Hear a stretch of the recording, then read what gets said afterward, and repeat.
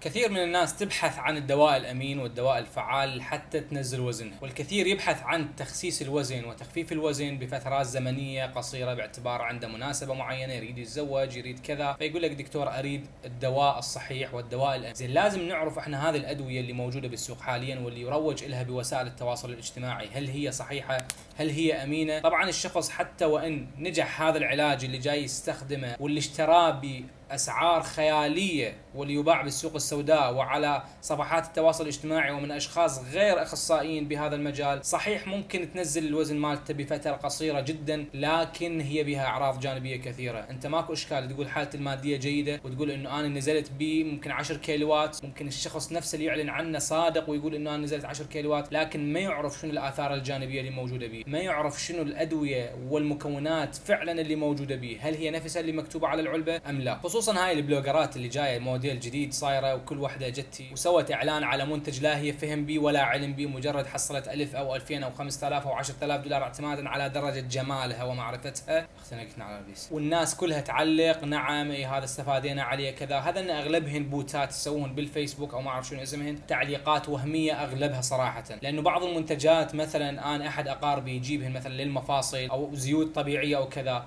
تلقى حتى اللغة الإنجليزية مالته غير صحيحة، حتى اللفظ حتى البرونسيشن مالته غير صحيح، مجرد تعبئة مثل ما يقال دق النجف ويعبوها بالبحار أو يعبوها بالبيوت ويخليها بعلبة معينة يشتريها يستوردها من ما أعرف من أي دولة ويخلي عليها لزقة ويقول لك هذا المنحف العملاق أو المسمن الكذا أو مرمم العظام والمفاصل. إخواني الأعزاء، أولا هذه الصفحات ديروا بالكم منها، أي مسمن أي منحف أي مرمم للعظام أي مسكن ألم لا تشتروه أبدا، أسعار خيالية وأشخاص ليسوا ذو اختصاص، وبنفس الوقت ما يفيدك بهذا الموضوع اللي انت رايده. ممكن نزل لك وزن لكن بأعراض جانبية كثيرة، وكثير من الأدوية المنحفة واللي اشتهرت بالسوق الدواء العراقي وممكن الدواء العربي والعالمي، ولكن هي غير مرخصة من منظمة الغذاء والدواء اللي أنا صراحة ما مرتاح لها، لأن هي ما دامها تابعة لأمريكا فكل شيء من أمريكا تعبان، ولكن على الأقل هذه منظمة ممكن تكون بعض أدويتها مقررة من قبلها وبها دراسات ومفحوصة بشكل صحيح. وأيضا هذه الأدوية تسبب مشاكل غالبيتها بالغدة الدرقية، لذلك ديروا بالكم واحذروا من عندها. بهذا الفيديو راح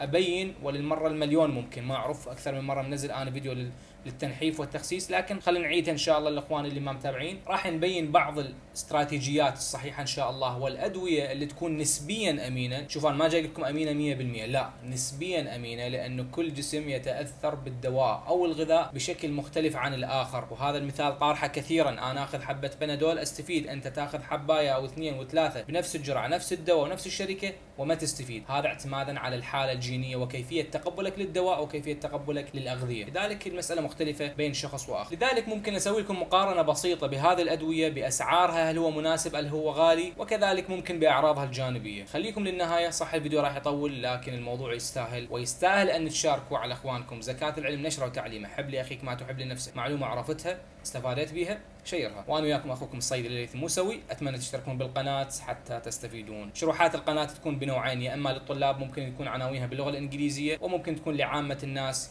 ويكون عناوينها باللغه العربيه، ونتكلم باريحيه ونتكلم ان شاء الله بلغه دارجه سهله وخفيفه الضبط. طبعا كلكم تعرفون حضراتكم انه السمنه هي من مشاكل العصر اللي ممكن تاثر على عدد كبير من الناس، ولسبب اعراض جانبيه كثيره ممكن تزيد نسبه حدوث السكري، باعتبار اثنيناتهم يصيحونها الدبل ترابل او الثنائي المشكلشي، سكري مع السمنه. كذلك يزيد نسبه حدوث الضغط او تزيد من ارتفاع ضغط الدم، وكذلك القلق والتوتر والهرمونات اللي تتخربط دائما وتسبب حدوث حبوب بالوجه والام بالمفاصل والام بالظهر وغيرها من الام العضلات ومشاكل كثيره. لكن ممكن ما تعرفون انه السمنه تعتبر خامس سبب للوفاه في العالم، وبمعدل الوفاة بحدود 3 مليون شخص يموت بسبب السمنة. والسمنة تصنف كمرض صراحة، هي نفسها تموت ونفسها تؤدي إلى أمراض أخرى تموت الإنسان. والأدوية اللي راح تذكر اليوم تعتبر نسبيا مثل ما قلنا أمينة لكثير من الأشخاص، ولكن مو كل الأشخاص يقدر يستخدمها. لكن بداية يجب أن نعرف كيف نعرف انه انا سمين او مو سمين، وهذا الشيء نعرف من مساله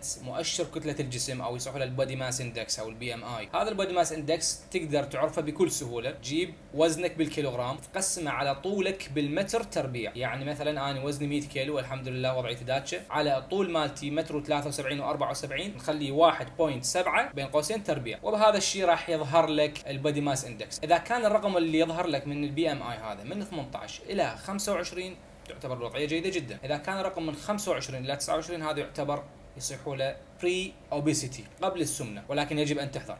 إذا كان الرقم من 30 إلى 39 فأنت هنا أوبيس أو سمين، وإذا كان فوق 40 معناها أنت عندك morbidity obesity، يعني السمنة القاتلة. لذلك الشخص اعتمادا على البي ام اي مالته يجب ان يقرر هل يريد يستمر بمسألة الاكلات السيئة وعدم وجود دايت منتظم، او هل يريد ان يخفف من وزنه في سبيل ان يقلل من الاثار الجانبية للسمنة. تمام، الان عرفت انه انت سمين او قبل لا تصير سمين او ممكن كلش سمين. زين، شو وقت تبدأ تاخذ الدواء هذا؟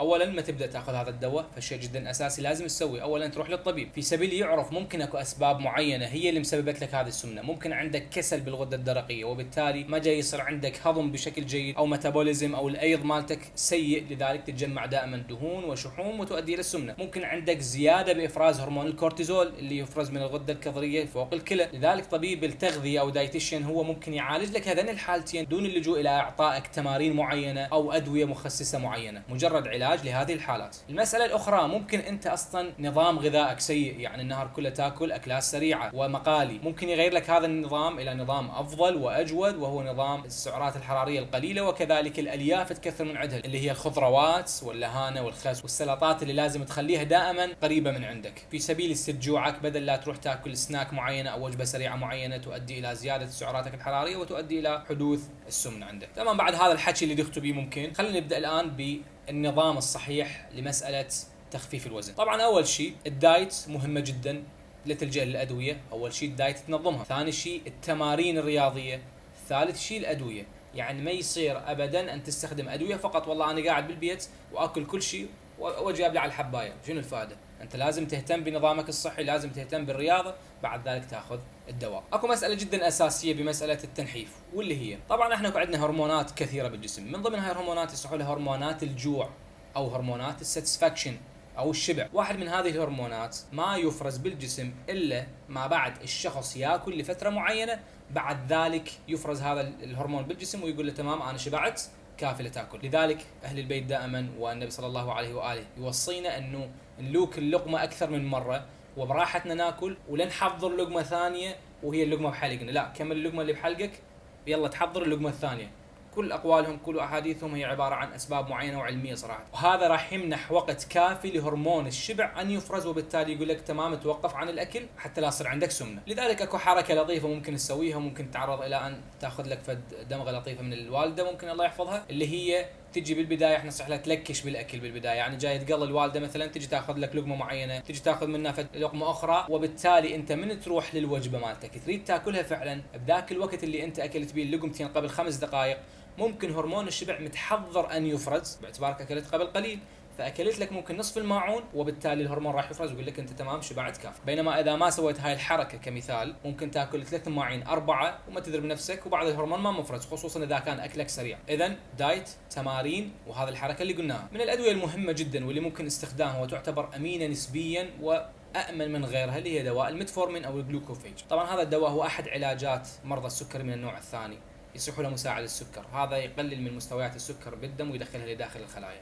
هذا العمل مالته، ولكن هو بعرض جانبي إما يسمن بنسبة قليلة لبعض الأشخاص وغالبية الأشخاص ينحفهم، لذلك كثير من أطباء التغذية يوصفوا لمسألة تنحيف الأشخاص. وأعراضه الجانبية نسبيا جدا أمين يعتبر، ولكن مجرد أعراض جانبية بالجهاز الهضمي ممكن يسبب لنا إسهال، وبعض الأحيان تسوي لنا تطبل ويسوي لنا غازات، يعني أمور متعلقة بالجهاز الهضمي الواحد يقدر يتلافاها ويتجنبها أو يقدر يعني يتحملها. السعر مالته جدا مناسب، ممكن الشخص ياخذ الشريط الواحد 15 حباية، شركة ميرك الأصلية ب 2500، يعني هذا خيار آخر لمسألة التنحيف ممكن الشخص أن يستخدمه، ولكن باستشارة طبيبة يفضل طبعا. وبحالة الميتفورمين تقدر تقول للطبيب دكتور انطيني الميتفورمين يكون طويل المفعول او يصحوا له مكتوب عليه اكس ار او اكستندد ريليس، طويل الامد. هذا الحبايه الواحده من عنده اولا تكون قليله الاعراض الجانبيه اقل من اذا كانت immediate ريليس او اللي تتحرر بسرعه، وكذلك يستمر مفعوله لفتره طويله بالجسم. ودواء الميتفورمين هو يؤخذ مع الاكل لانه هو يقلل ويساعد من تقليل امتصاص الكربوهيدرات، لذلك اثناء الاكل يؤخذ افضل. طبعا دواء الميتفورمين ايضا ممكن يقللنا من امتصاص فيتامين بي 12، لذلك بين فتره وفتره تقدر تسوي تشيك للبي 12 حتى تقدر تعوضه بشكل حبوب. ايضا دواء الميتفورمين بالرغم انه بامور ايجابيه لكن اموره السلبيه انه هو منحف بطيء جدا، يعني ممكن بالسنه الواحده 5 6 كيلوات 7 كيلوات كلش ينزل لك الوزن بالسنه الواحده. طبعا مثل ما اتفقنا دايت رياضه حبوب، وهاي السمنه ما جتك من شهر شهرين، ممكن جتك بسنين، لذلك العلاج مالتها يكون بسنين.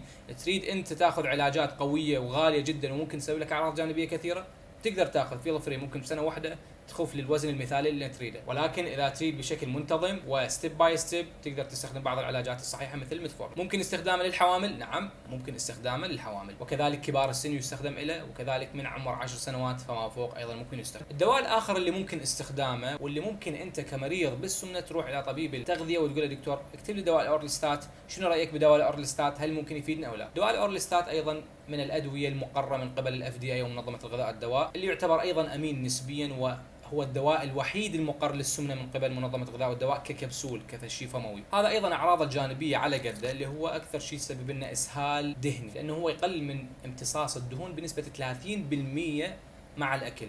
يعني انت من تاكل اكله بيها دهن تقدر تستخدم بعد الاكل او اثناء الاكل، بعد الاكل او اثناء الاكل دواء الاورلستات، واللي راح يقلل لك من نسبه امتصاص الدهون 30%، واللي ممكن تكون انت محتاجه، بمعنى انه الدهن راح يطلع بالخروج، لذلك هذا احد اعراضه الجانبيه. بالتالي من الجسم يستشعر انه الدهون اللي اكلها قليله وهو محتاج اكثر، راح يؤدي الى ان يحرق الدهون الداخليه اللي موجوده، وبالتالي راح يقلل من الوزن. يعتبر نسبيا امين مثل ما قلنا، ونسبيا يكون مناسب سعره، يعني اغلى من الميتفورمين لكن هو يعتبر ايضا مناسب. بالنسبه للعلاج الاورلستات طبعا عرض الجانبي مثل ما قلنا يسبب لنا اسهال دهني، لانه الوجبه اللي تاكلها حضرتك بيها دهون ممكن تكون، لذلك راح يقلل امتصاص جزء من عندها، وبالتالي بدل لا يروح بالجهاز الهضمي او بدل لا يروح يتجمع عندك كدهون يخرج اثناء الخروج عندك، لذلك الموقف مقرف جدا وكثير من الاشخاص ينزعجون من عنده، لذلك ممكن يقطعون العلاج بسبب هذا العرض الجانبي اللي ممكن يعتبر تافه وبنفس الوقت مزعج جدا. يعني هو مو خطر لكن هو مزعج للكثيرين، حتى من تريد تغسل المنطقه كرمون يعني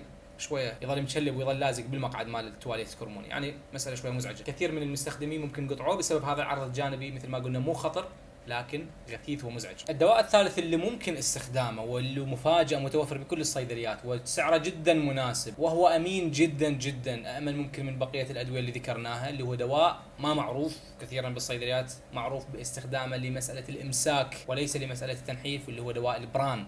كبسول البران سعره جدا مناسب مثل ما قلنا 1000 دينار، ممكن 750 دينار اللي هو نصف دولار يعني تقريبا، او ممكن 70 سنت يعني بهالحدود. هذا الدواء هو لعلاج الامساك. الفكره مالته انه يدخل للجسم يسوي بالكنس او زياده بحجم البطن نقدر نقول، او بحجم الاكل اللي موجود هناك، وبالتالي راح يحفز الجهاز الهضمي على الحركه، يطلع الفضلات، يخلصنا من الامساك. بنفس الوقت هذا البالكنس اللي سواها او الحجم اللي سواه راح تشعر الانسان بالشبع لفترات طويله، وبالتالي ما يريد ياكل، هو بطنه متروس ايش عنده ماكل بعد، يعني معناها ممكن يحفز هو هرمونات الشبع على ان تفرز، يقول لك عيني ترى انا شبعان الدماغ ايش عندك ماكل. واعراضه الجانبيه على قده، يعني اعراض الجانبيه ممكن تسوي نفخه، مجرد نفخه، واحد مرات ما تصير عنده، اغلب الناس ما تصير عندهم هاي النفخه اذا استخدمها. طبعا استخدام مالته هو مرتين الصبح وبالليل قبل الاكل بنصف ساعه ممكن استخدامه، او حتى ممكن استخدامه الصبح والعصر، فهذا راح يزيد لنا من مساله البالكنس مثل ما قلنا، يزداد شبع الانسان، يقل الامساك اللي عنده، وضعيه فول الفول. هسه راح نسوي ريكابينج للموضوع او نعيده. شنو الامور اللي نقدر نسويها حتى ننحف نفسنا؟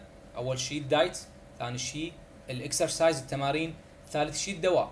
زين هسه الصيادله او المعاونين الصيادله اللي يتابعوني او بالكادر الصحي اللي يتابعني، شنو الامور اللي ممكن تصرفها انت بالصيدليه؟ تقدر تصرف اول شيء النصيحه اللي قلناها، ثاني شيء البران، ثالث شيء الاورلستات، هذول ممكن تصرفهم بالصيدليه. يبقى الجلوكوفيج هل ممكن نلجا له؟ ممكن الا باستشاره الطبيب مثل ما قلنا لازم. هسه احنا تكلمنا عن الامور اللي ممكن استخدامها بالصيدليه، لكن اكو كثير من الادويه اللي يجب ان يصفها الطبيب وهي تعتبر غاليه جدا مقارنه بهذه الادويه اللي ذكرناها. ممكن اذا وصل هذا الفيديو الى 10000 مشاهده نتكلم عنها ان شاء الله بفيديو اخر. اتمنى هذه الحلقه مطوله هي، لكن اتمناها فادتكم، لان الموضوع يستاهل ان الواحد يشرح عنه اكثر واكثر، وهذا يعتبر مختصر مفيد جدا لمساله الادويه اللي ممكن تصرفها بالصيدليات. شكرا لكم، كان وياكم اخوكم الصيدلي ليث الموسوي.